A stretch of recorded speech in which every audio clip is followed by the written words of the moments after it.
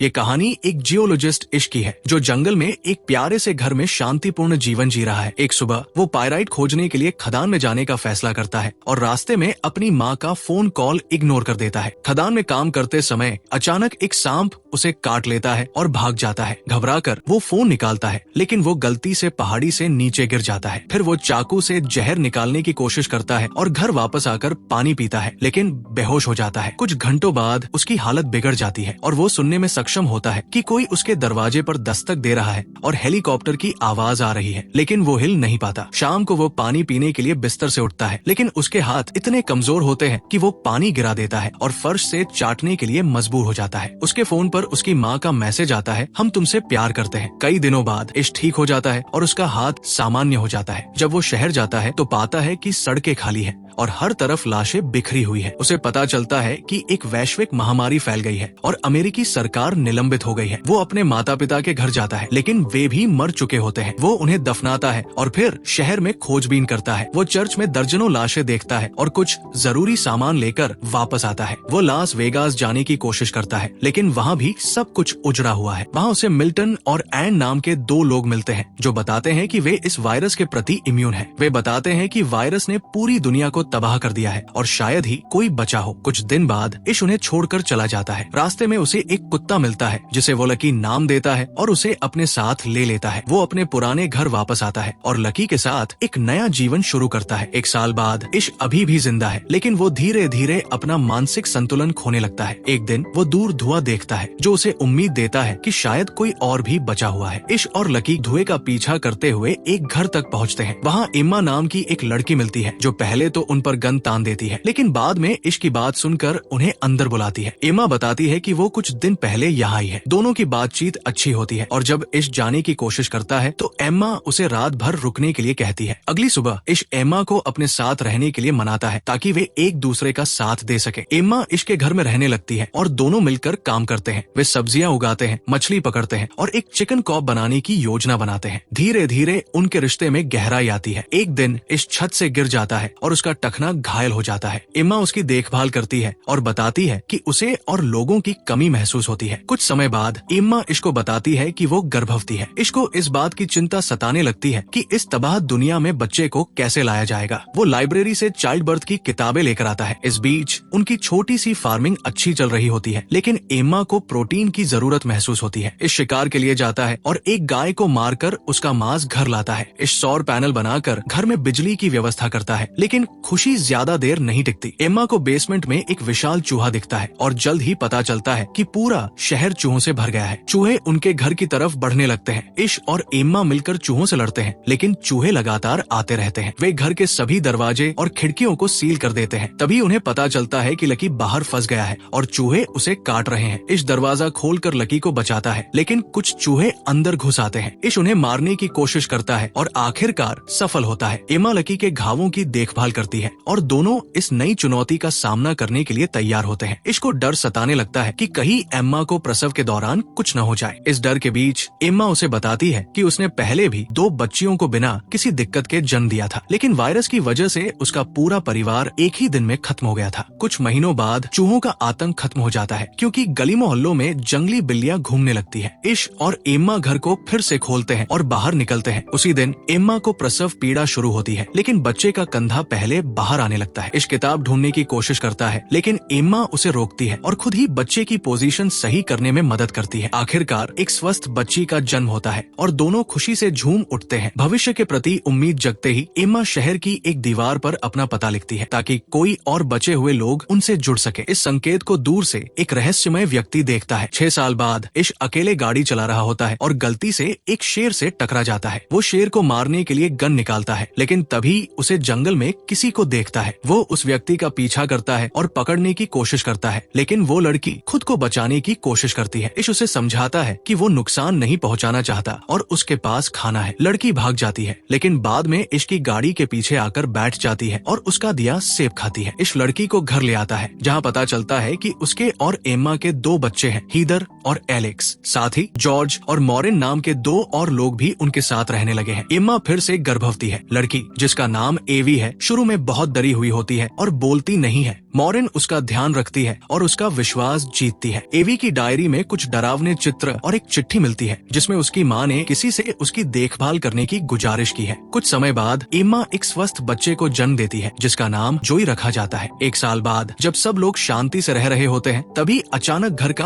Alarm बजता है। इश, एम्मा और जॉर्ज हथियार लेकर बाहर जाते हैं और मॉली नाम की एक महिला और उसके दोस्तों से मुलाकात करते हैं। वे ओरेगन से आए हैं और फ्लू की वजह से वहाँ से भागे हैं। इश और एम्मा उन्हें पड़ोस के घर में रहने की इजाजत देते हैं, लेकिन इश को उन पर थोड़ा शक होता है। अगले दिन सब लोग साथ मिलकर शहर से सामान लाने जाते हैं। इश सभी को सख्त नियम बताता है और बच्चों को घर पर रहने के लिए कहता है। शहर में एक भैंस दिखती है, लेकिन इश सबको उसे नजरअंदाज करने के लिए कहता है। ये ग्रुप खाने की तलाश में बंट जाता है, लेकिन मॉली नियम तोड़कर हॉस्पिटल चली जाती है जहाँ उसे कई गंदे शव मिलते हैं। जीन ढेर सारी शराब उठा लेती है और एजरा उसके लिए एक गिटार ढूंढता है। जब ग्रुप वापस मिलता है तो उन्हें पता चलता है कि मॉली गायब है। हॉस्पिटल में मॉली को एक जंगली कुत्ता मिल जाता है जिसे वो फायर एक्सटिंग्विशर से डराकर भगा देती है। फिर उसी से एक ताला तोड़कर दवाइयों का स्टॉक निकाल लेती है। जब वो लौटती है तो इश उसे डांटता है, लेकिन दवाइयों का भंडार देखकर चुप हो जाता है। रात में जीन गिटार बजाकर सबको गाना सुनाती है और एजरा कुछ बेकार जोक्स सुनाता है। सबके सोने के बाद जॉर्ज मॉरिन से अपनी सबसे अच्छी यादें शेयर करता है और दोनों पहली बार एक दूसरे के करीब आते हैं। जीन किचन में नशे में धुत हो जाती है। अगली सुबह मॉली उसे देखने जाती है और जीन बताती है कि वो शराब इसलिए पी रही थी क्योंकि वो अपना प्रेगनेंसी खत्म करना चाहती थी। वो बुरी तरह टूट चुकी है, लेकिन मॉली एजरा को न बताने का वादा करती है। समय बीतता है और ग्रुप शांति से रहने लगता है। जीन का बच्चा स्वस्थ पैदा होता है, फिर मॉरिन का भी एक बच्चा होता है। महामारी के 14 साल बाद सब एक बड़ी फैमिली की तरह रहते हैं और हीथर का बर्थडे सेलिब्रेट करते हैं। इश अक्सर जोई को लाइब्रेरी ले जाता है ताकि वो उसे किताबों का शौक लगा सके। एक दिन जब तेज हवा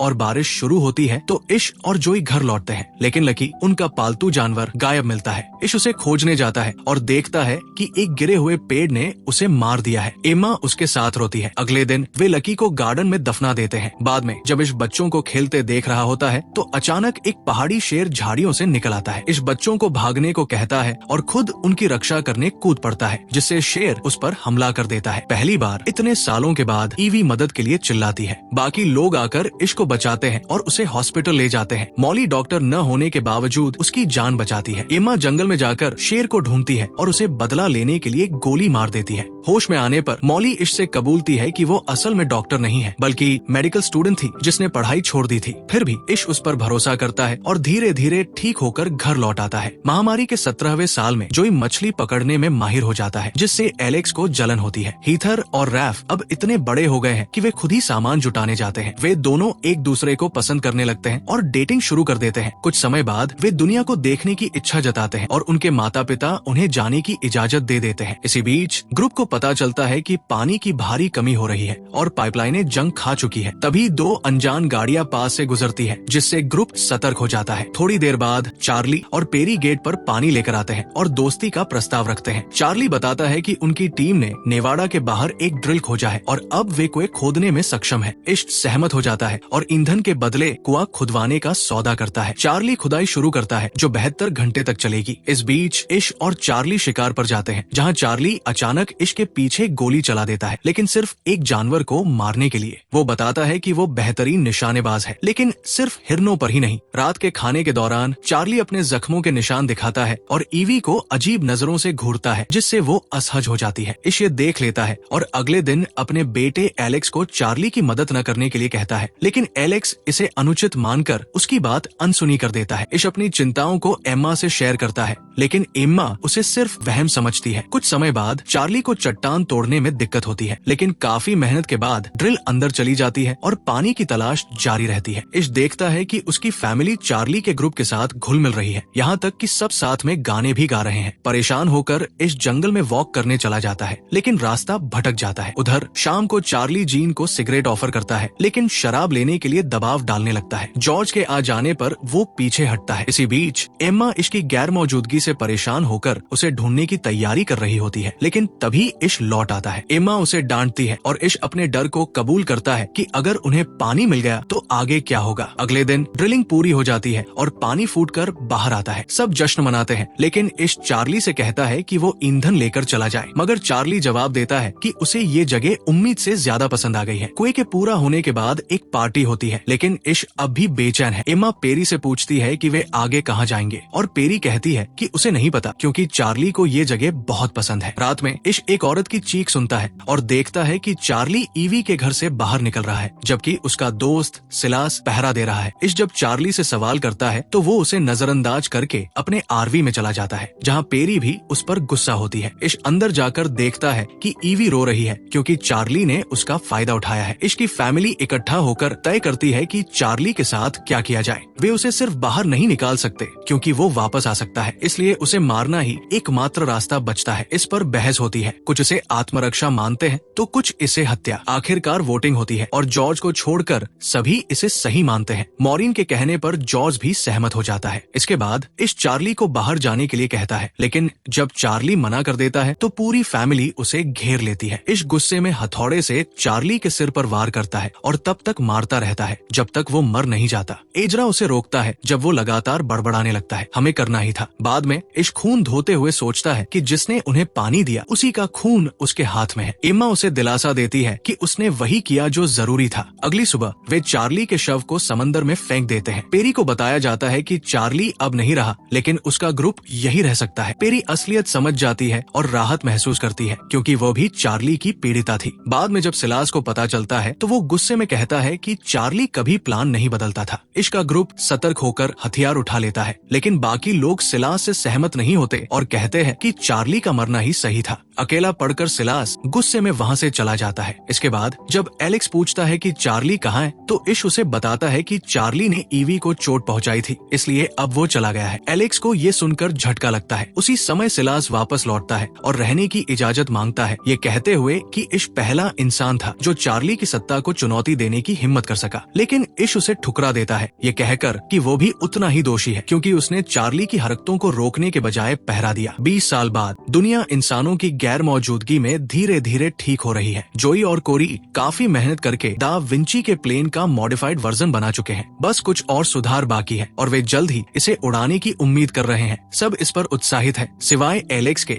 जो अब भी जोई से जलता है। शाम को जोई को अच्छा महसूस नहीं होता तो इश उसके लिए जड़ी बूटियों का काढ़ा बनाता है। लेकिन रात में जोई पसीने से भीगा अपने माता पिता के कमरे में आता है और अचानक बेहोश हो जाता है। इश तुरंत मॉली को बुलाने दौड़ता है लेकिन तभी उसे पता चलता है कि कोरी और कुछ और लोग भी बीमार हैं। मॉली समझ जाती है कि बीमारी बहुत तेजी से फैल रही है इसलिए ये साधारण जुकाम नहीं हो सकता। शायद ये उसी पुराने वायरस से जुड़ा हुआ है जिससे महामारी शुरू हुई थी। इश और एम्मा इस बात पर बहस करने लगते हैं कि आगे क्या करना चाहिए, लेकिन तभी पेरी आकर बताती है कि वो भी बीमार हो गई है। अब पूरा घर बीमारों की देखभाल में लग जाता है। इश अब भी इस सच्चाई को मानने से इनकार कर रहा है और जोई के पास बैठा उसकी देखभाल करता रहता है। इसी दौरान उसे चार्ली दिखाई देता है जो उसके अपराध बोध को और बढ़ा देता है। इश का ज्यादातर समय जोई के पास बैठकर बीतता है जिससे एलेक्स को जलन होती है क्योंकि उसे लगता है कि अगर वो बीमार होता तो उसके पिता इतने चिंतित नहीं होते। इस बीच हीदर अकेली लौटती है और बताती है कि राइफ की मौत हो चुकी है। वो अपने थके हुए माता पिता को देखती है और जोई की देखभाल की जिम्मेदारी संभाल लेती है। लेकिन चाहे जितने भी दिन बीत जाएं, जोई की हालत में सुधार नहीं होता। इश को लगने लगता है कि चार्ली की हत्या की सजा उसे मिल रही है। आखिरकार वो हताश होकर पुल पर एक छेद करता है ताकि साइकिल लेकर शहर जा सके। वहाँ पहुंचकर वो पौधों से ढके हुए अस्पताल में दवाइयाँ खोजता है। इस दौरान चार्ली फिर से उसे परेशान करता है। वो एक चैपल में रुककर भगवान से प्रार्थना करता है कि उसकी जगह जोई को बचा ले। घर में हीदर अपने सफर की कहानी सुनाती है, कैसे उसने और राइफ ने उत्तर की ओर यात्रा की लेकिन कोई इंसान नहीं मिला। उन्होंने एक रहस्यमय आदमी का पीछा किया जिसने बाद में राइफ पर हमला कर दिया और उसे चाकू मार दिया। गुस्से में हीदर ने उस आदमी को कुल्हाड़ी से मार दिया लेकिन राइफ भी नहीं बच पाया। ये सुनकर जीन दोबारा शराब पीने लगती है। इश जब लौटता है तो खून बदलकर अपनी रोग प्रतिरोधक क्षमता जोई को देने की तैयारी करने लगता है लेकिन हीदर उसे शांत करती है और जल्दबाजी न करने की सलाह देती है। वो उसे मॉली के पास जाने के लिए कहती है जिसने यू ट्री से बनी नई दवा तैयार की है। इश जोई को मॉली के पास ले जाता है जो बताती है कि दवा असर करने में कुछ दिन लेगी। जोई का बुखार तेज होने पर इश उसे बर्फीले पानी से नहलाता है। कुछ दिनों बाद बाकी सभी लोग ठीक होने लगते हैं। मॉली बताती है कि ये वायरस के पुराने स्ट्रेन का एक कमजोर रूप था इसलिए इसे ठीक किया जा सका। इसी बीच कोरी हीदर से पूछता है कि जिसने राइफ को मारा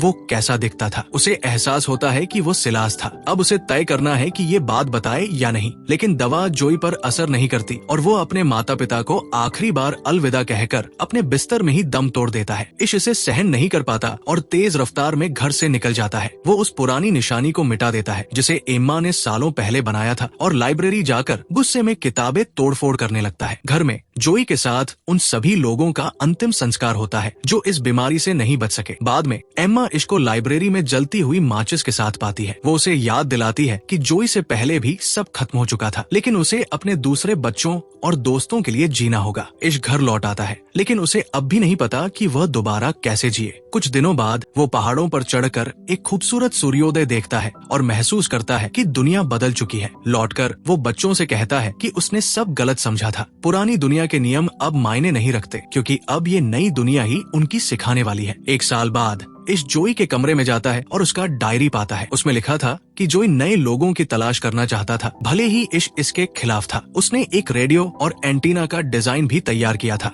अपने बेटे की विरासत को सम्मान देने के लिए इश तय करता है कि पूरा ग्रुप अब इस प्रोजेक्ट पर काम करेगा। आखिरकार रेडियो और एंटीना तैयार हो जाते हैं, लेकिन कोई जवाब नहीं आता। इश लगातार हर फ्रीक्वेंसी पर कोशिश करता रहता है। फिर हीदर को पुराने नंबर और तीर के निशान याद आते हैं और इश समझ जाता है कि ये एक फ्रीक्वेंसी है। वे तुरंत रेडियो पर ये फ्रीक्वेंसी आजमाते हैं और कुछ मिनटों की खामोशी के बाद आखिरकार उन्हें जवाब मिलता है। 100 मील दूर एक स्टेट पार्क में 77 लोगों का एक समुदाय बचा हुआ है। कुछ विचार विमर्श के बाद इश का ग्रुप इन सर्वाइवर्स को अपने समुदाय में शामिल होने का न्योता देता है। महामारी की शुरुआत के 50 साल बाद एक बूढ़ा इश अपना हथौड़ा हीदर के सबसे बड़े बेटे को सौंपता है। उसकी आखिरी सीख ये होती है, इंसान आते जाते रहते हैं, लेकिन धरती हमेशा बनी रहती है। और इसी के साथ ये फिल्म यही खत्म होती है। अगर आपको ये वीडियो पसंद आई हो तो चैनल को सब्सक्राइब जरूर करें और लाइक करना ना भूलें, ताकि मैं आपके लिए और भी मजेदार वीडियो बना सकूं।